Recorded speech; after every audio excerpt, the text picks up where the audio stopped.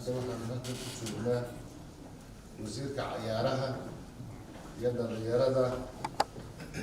boos Mire Maxamed la taliyaha gaarka ah madaxweynaha Ali Maxamed Waran Cadde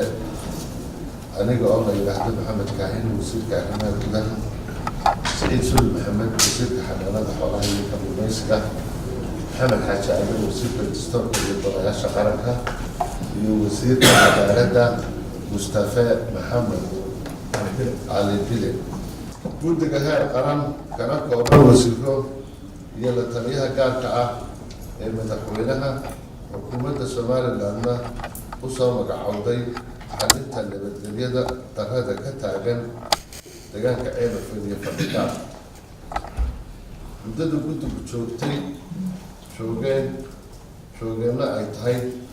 23 bishii Abriil ilaa iyo maanta oo ay taariikhdu tahay 10 bishii 8 2020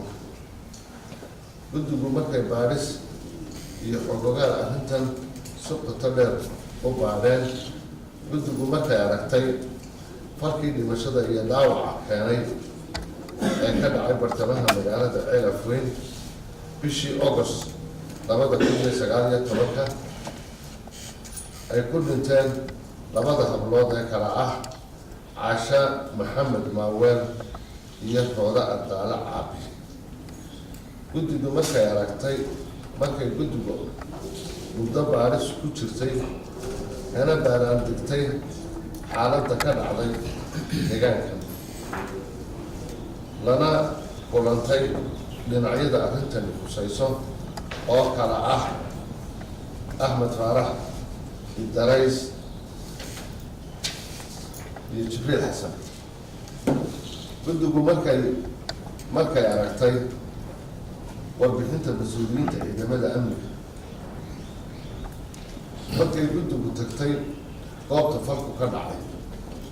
markay guddigu aragtay ardaayada kale ee deegaanka Ceelafweyn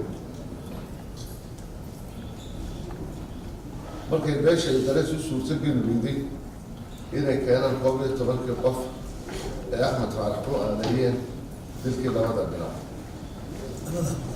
hablood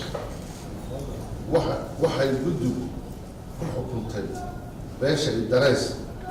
labada hablood oo kala ah Caasha Maxamed Maaweel Rooda Ardaala Caabi ayna bixiyaan magtooda oo muqaddada ah wabillahi tawfiiq waanuna qaadanay go'aanka dawladdu soo jeedisay sida uu u yahay baanuna uga baxaynaa insha Allah biidnillaahi alkariim xukuumaduna waa ku mahadsan tahay haddii aad dawladdu ahayna wax xukunteen oo idinku halkaa mariseen annagu nabadgelyada wax laga saaray. Wassalaamu calaykum waraxmatullaahi wabarakaatu.